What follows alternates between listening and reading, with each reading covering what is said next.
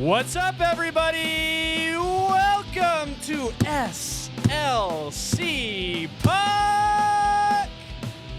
Man, as you can see here, it's the golden anniversary, 50 years of doing SLC Puck. Just kidding. It's our 50th episode. We haven't been doing this for 50 years. We've been doing it for about 6 months, though. It's been pretty fun to watch this thing grow. I'm your host, Austin Facer. No, it's not King Tut. You don't need to adjust your television sets or wherever you're finding the show. It's me. You know me. You love me. It's Austin Facer, host, producer, podcast guy, SLC Puck. Thank you for tuning in. Thank you for supporting the show. If you're here for the first time, yeah, it's a little bit of a silly hockey podcast. You know, it's the podcast that 10-year-old Austin Facer would want to do. So, yeah, we're a little silly here. We do costumes during the month of October. What are you going to do about it? Wherever you find me, Apple, Spotify, YouTube, KSL.com. Greatly appreciate you tuning in and checking it out. If you want to support the show, by the way, we're going to talk about a lot of great stuff today. The Utah Hockey Club is off to an incredible start to their inaugural season. It's a lot of fun to watch, and we'll get into that. I have a theory. I think this is like scripted by Hollywood in some way. It's a little too weird how it's all working out. So we'll get into conspiracy territory here in a little bit. We're also going to go over Sean Durzi's injury, the implications that could have on the rest of the season, and I'll visit my trip into enemy territory. I went to see the Utah Hockey Club at the Honda Center in Anaheim, California earlier this week. Today's Sunday, October 20th. But again, it's a pleasure to have you guys here. If you want to support the show, and that means the world to me if you choose to. You're already here. You're supporting me. But if you want to support me further, I got a great way for you guys to do that here. So check this out. I got a merch shop here. It's slcpuck.shop. I got a lot of fun stuff here. A lot of light outerwear as we're getting into the colder season. So, beanies, hoodies, all that good stuff. There's a promo available.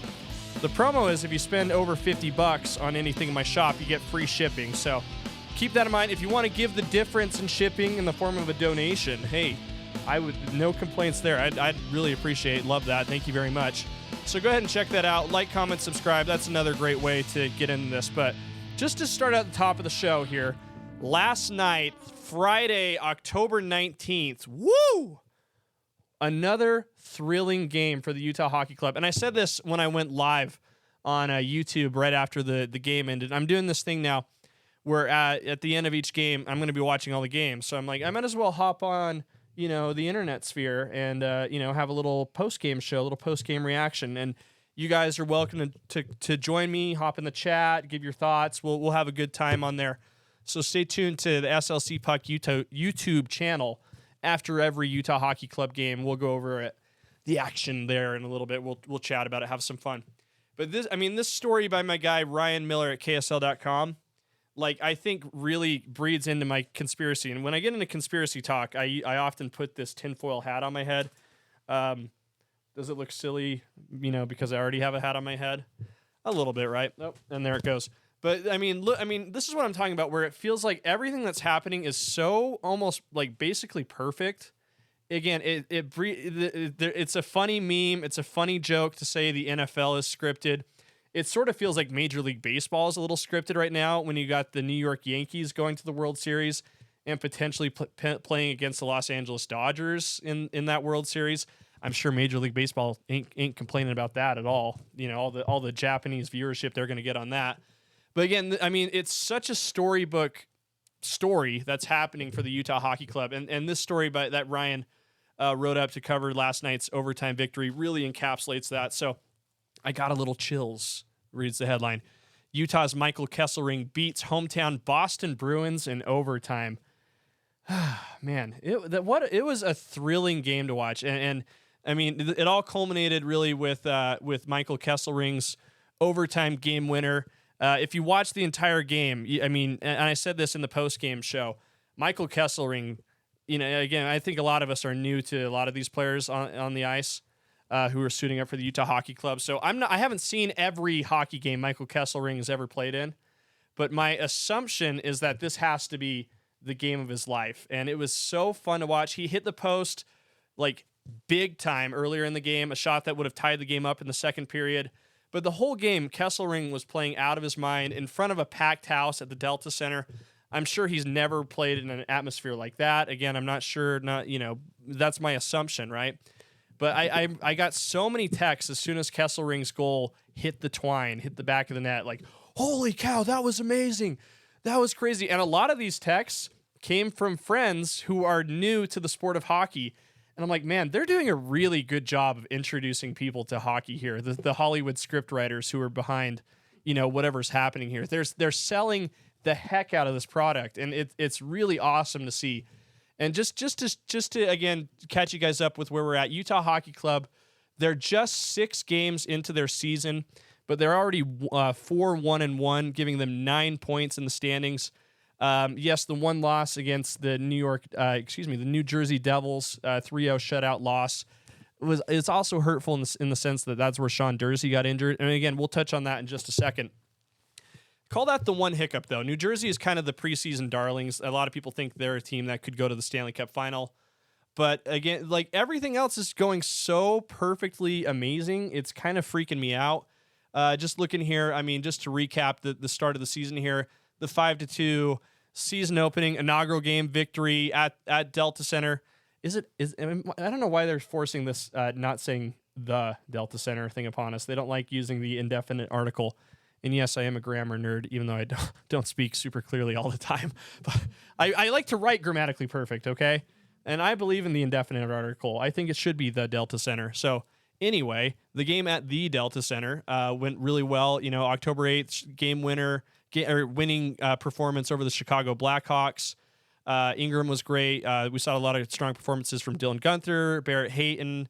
And then they hit the road. It was kind of a weird road trip, too. And I spoke about this my last episode, and I didn't have an episode while I was in Anaheim.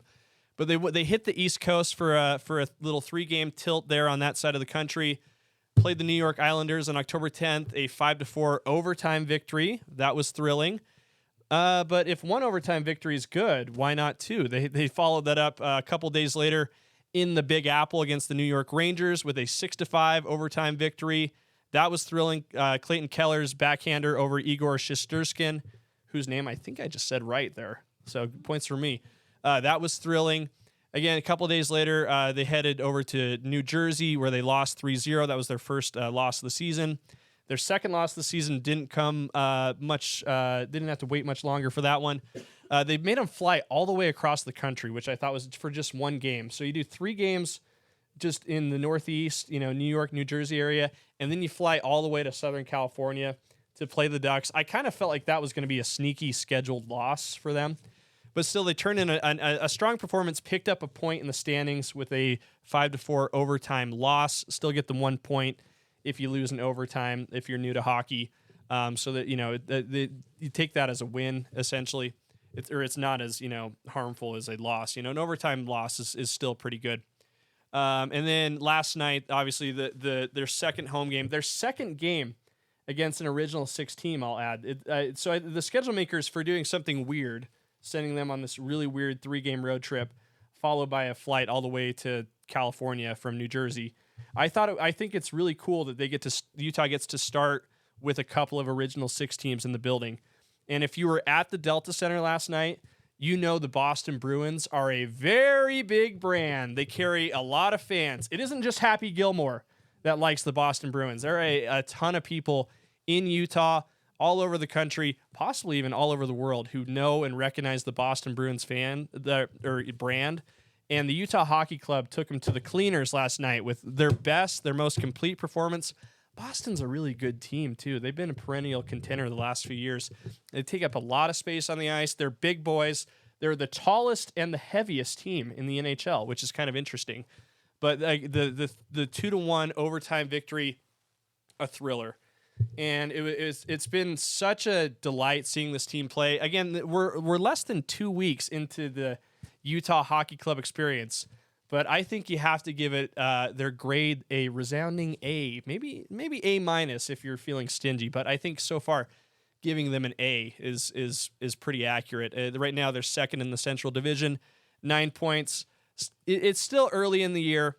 My good friend Eric Jensen, who has been on the show, I believe he was on the second or third episode, would say that like before Thanksgiving, it doesn't really matter in hockey. It's gonna like there's seasons within the season, which is true. I think you'll see the intensity pick up, and that really culminates through the playoffs and into the Stanley Cup Finals. And you see a lot of teams just getting sort of into the groove early in the year.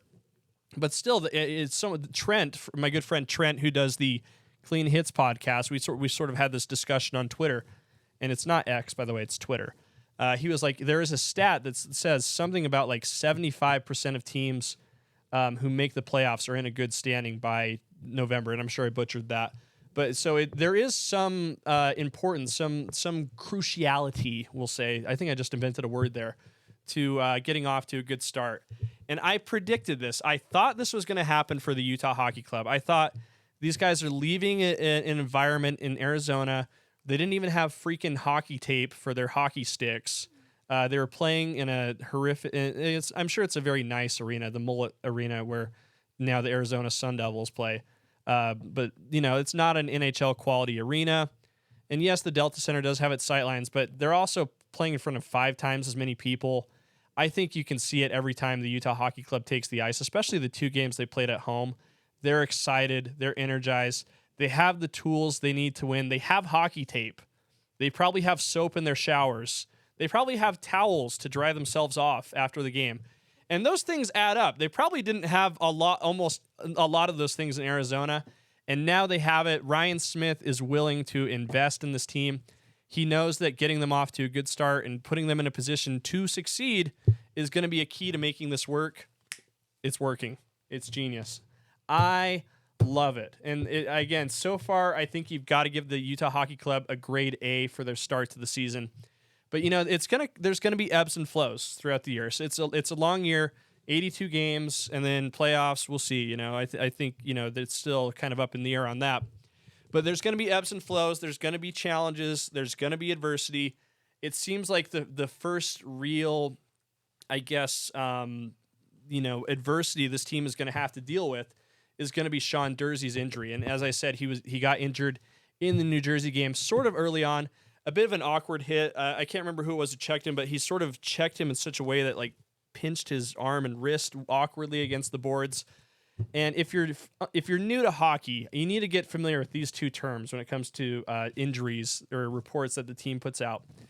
Get familiar with the terms lower body injury and upper body injury, because that's all the information you're going to get. It's almost as opaque, and I made this joke last night, as what the University of Utah football team does with their injury announcements, how there's very little information there.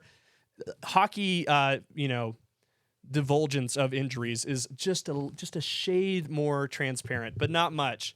And so Durzi's out with an upper body injury. It feels like it's probably some sort of wrist or arm injury just based on the replay. And the report is he's going to be out for 4 to 5 months. Now, that's a long time. Now, if you're measuring in dog years, that's got to be like maybe 2 or 3 dog years until we see Sean Durzi. And so, and not to mention, they're already missing John Marino, who is a guy they traded for from New Jersey. That's kind of interesting connection there. You think about that. But anyway, they traded a couple second-round picks to get John Marino because they really knew they had to reinforce this blue line to make an impact, to get better. That was what the Arizona Coyotes' biggest weakness was last year. So now, as the Utah Hockey Club, they made these moves. They got Mikhail Sergachev. They got John Marino. They got Ian Cole. They added a lot of depth. Sean Durzi, you could argue, was probably the Arizona Coyotes' best defenseman last year. And so now you could say he's probably in that second spot for Utah. To lose him is pretty devastating, I think. It's going to be really hard. And you talked about how the players, I talked last night about how the players came together and they realized, all right, we're going to have to solve this by committee. And that also includes the goaltending. Connor Ingram's got to be good. Karel Vejmelka's got to be solid. They're essentially the third defenseman there if you think about it. But it was really encouraging to see the result last night against Boston, where you really did see the Utah Hockey Club defensive unit sort of fill in that gap left by Durzi by committee. And it's interesting to note, both of the goals scored last night were scored by defensemen.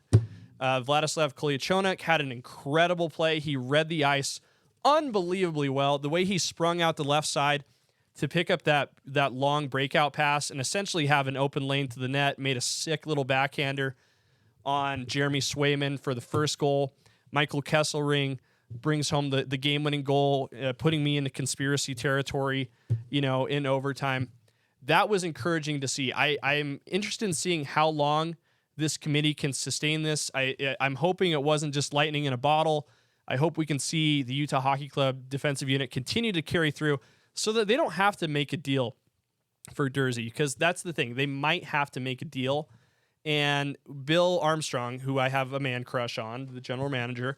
And by the way, the Clean Hits Hockey Podcast guys have an awesome new Cult of GMBA shirt out that I just bought. I'm excited for that to come in. I will be wearing it in future episodes.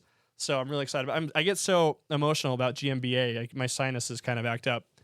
But yeah, just kidding. Not that weird. I am weird, but not that weird.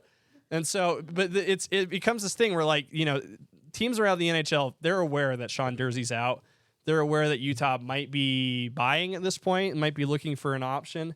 And I don't think GMBA, and this is something the Clean Hits guys talked about, really likes to be in a position where he's being leveraged like that, where he's getting maybe bent over a barrel a little bit, has to overpay for a stopgap defenseman to sort of fill in that position until Durzi gets back in a couple of dog years. But we'll have to see. I think if they can continue to play the way they did against Boston, great. No need. They can weather the storm, and when Durzi comes back around the time to really push for a playoff spot, they'll be in a good position.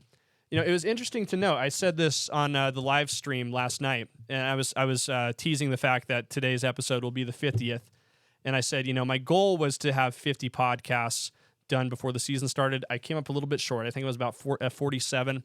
But someone piped up in the chat, and they said, do you think Durzi's injury is perhaps a curse because you didn't get 50 podcasts done before the season started? And, Sean Durzi wears number 50. And it got me thinking, I don't know. Is it possible that, there's some sort of butterfly effect there? I certainly hope not. If there was, I'm really sorry, Sean Durzi. My mother, my sister, my nephew, they met you at the Utah Hockey Club little youth open house thing. They said you were very nice. So I am sorry, Sean Durzi. I should have worked harder to get more podcasts out. I apologize. We're going to miss you. We're, stay in the loop, stay healthy. When you're back in 4 or 5 months, couple dog years, you're going to have a big role on this team. And I'm excited. I think if they can just stay afloat, turn in performances like they did against Boston, 2 out of the 3 games moving forward, or even better. If they can do it every night, that'd be amazing. But I think that's a lot to ask for out of this group. But I think what's encouraging is Durzi's going to come back at a time when he's most needed. He's going to be fresh. You hope he's using that time to build strength as much as he can and his stamina. And I think the end of the year is going to be a lot of fun. So just as long as Utah can stay afloat, they'll be fine. But if Boston's result is any indication, but I appreciate you guys for tuning in. Last week's episode, what would have been the episode on Wednesday, would have been the 50th. I decided to skip it because I was out of town. I was away from the Swanky Studios, SLC Puck Studios. I was in Anaheim for a work thing, and by happenstance, and I saw Utah Hockey Club was in town. I got a ticket. I was in the lower bowl. It was sort of interesting. I just wanted to talk about this because I had a great time, and I felt like I learned a lot just getting a close-up look at an established NHL team. The Anaheim Ducks have been around for, it's got to be 30 years now. It's got to be the early 90s that they came onto the scene. And so they're established. They have this fan base of rabid fans who love them. It was a packed house at the Honda Center as their season opener. It was a sea of orange, of gold, the vintage colors too, the purple, the green, the white. If you followed the show from day one, you know that I'm a huge Paul Kariya fan. So I grew up in Anaheim, a Mighty Ducks of Anaheim fan. So for me, that was a lot of fun. But to me, seeing the fans in Anaheim, it really made me start to think about what the Utah Hockey Club could be in 30 years, and it got me really excited. And it's important to realize we are so in the infancy of what this team is. And I know that because at the Anaheim, at the arena, the Honda Center, I think, it was a packed house, 17,000 fans. I think there were literally only 10 Utah Hockey Club fans in the entire building. We were easy to spot, blue shirts, the Costco. I saw a few people with the Costco shirts that I've been, hawking on here, for free. You're welcome, Costco. But it was fun. I think people were like kind of intrigued when they saw me walking around in a blue Utah Hockey Club shirt. They're like, that guy actually likes the team. And I sat lower bowl. I was right behind the ice. I was probably about maybe 10 or 12 rows behind the glass, on the end that Utah shot on twice. And it was I had a lot of fun just sort of embracing the role of the villain there. It was a ton of fun. So every time Utah scored, I made a point to be the biggest jerk I could. And again, the Anaheim fans were great. They knew I was joking. They knew I had, good intent. So they were laughing. We were all having a good time. But every time, Utah scored, they had these great little towels on every seat. But I made it a point to stand up and wave my towel like the biggest, woo, make the loudest noise, just be like a real jerk, and the Ducks fans were great. We had a lot of fun. The guys who were sitting in front of me thought it was hilarious. They were in their Trevor Zegras jerseys, and they're like, dude, that was so funny, dude. You made the game fun. We took a picture together after the game. The vibes were great. It was awesome. It was really a lot of fun to be there. But the other thing I learned at the Honda Center and just looking at the Ducks fans was really like the power of a good logo. And if this is the look the Ducks have this year. They switched it up. They brought back the Wild Wing look, sort of modernized it a little bit, put it on orange and white jerseys this year. But this logo itself is so iconic. And you walk around the merch shop, and I didn't buy any merch. I just didn't. It was kind of overpriced. It's Orange County prices. It was kind of crazy. But I was like, this to me really enforces the power of a great logo. Because, maybe it's the era that I grew up in, being 32, growing up in the 90s, early 2000s, those being my most formative years being introduced to hockey. I love this logo. And I love it when it's on purple. I love it when it's on green. And I really, really hope that the Utah Hockey Club, when they become the Yeti next year, and let's be honest, they'll be the Yeti next year, I hope they get a logo that is as iconic for the kids who are young. Because it's very clear to me they're designing so many aspects of the Utah Hockey Club program, let's just call them the Utah Yeti program, to appeal to people who are like the 10-year-old version of me, to 10-year-olds now. Can they make a logo that's just as iconic as this Ducks logo, something that kids around here are going to recognize and love when they're 32 years old, when they're doing podcasts in costumes, in a basement? I think that's going to be a lot of fun to see, and that was sort of my big takeaway from being at the Ducks game. It's if you sit next to me at a hockey game, and our friends Dustin and Shelby will tell you this because they went with us to the Chicago Blackhawks game. I watch games kind of weirdly because I'm used to going to so many Jazz games and football games, sitting on press row where you can't stand up and cheer. Again, I made an exception in this case just because it was funny. But for the most part, I go to hockey games and I'm taking notes on my phone so I can come back here and tell you guys, what I'm seeing, what I'm observing.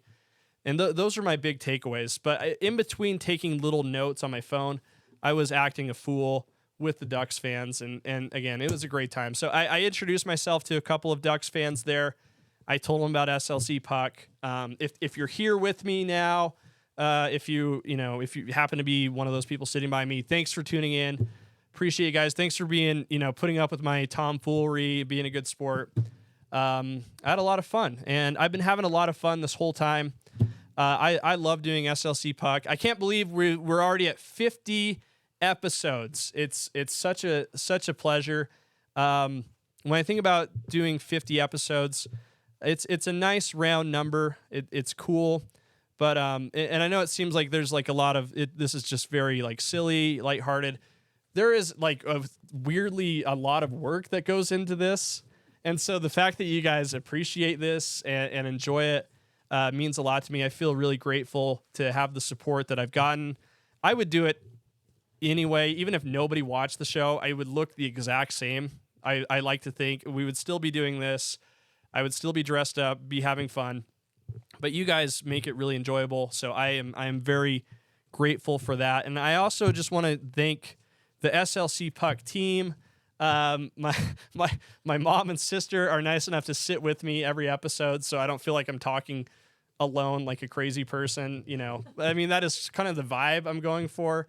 But it helps to have them in the room, and they help me so much with giving me the space and you know, putting together fun things like this. They're as much a part of this as anybody. So I'd like to close out the 50th episode of SLC Puck with a toast here. Okay, thank you very much. This is Martinelli's non-alcoholic sparkling cider. Thank you very much. And here, that one's for you. There you go. I'll pour yours first. There you go. That one's for you. I have my production team with me off camera because they're shy. But anyway, we'll just do a quick little toast here to 50 episodes and many more. Yummy. All right, so that's in the books. Appreciate you guys for tuning in. Thanks for watching, subscribing, commenting, buying merch, whatever it is you do to support the show. If you've been here this far, man, that's amazing. If you've been here since day one, you're awesome. I really appreciate you. We'll keep going. We'll keep having fun, and it's been a magical ride. We'll keep it rolling. We'll talk soon. Thanks, guys.